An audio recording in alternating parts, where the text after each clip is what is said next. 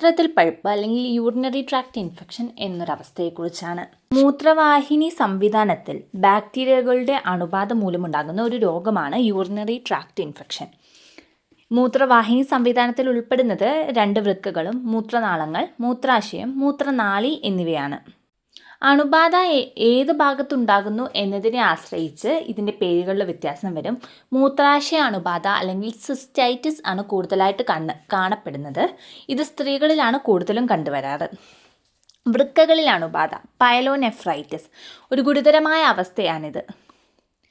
മൂത്രനാളിയിലെ അണുബാധ യുറേത്രൈറ്റിസ് മൂത്രം പോകുന്ന വഴിയിൽ ഉണ്ടാകുന്ന ഒരു അണുബാധയാണിത്.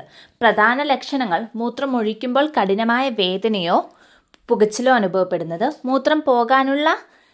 മൂത്രമൊഴിക്കാനായി നിരന്തരമായി തോന്നിക്കൊണ്ടിരിക്കുക, മൂത്രത്തിൻ്റെ ഗന്ധം ശക്തമാവുക, അടിവയറ്റിലോ പിൻവശത്തോ വേദന, ചിലപ്പോൾ പനി തുടങ്ങിയ ബുദ്ധിമുട്ടുകൾ ഉണ്ടാകാറുണ്ട്.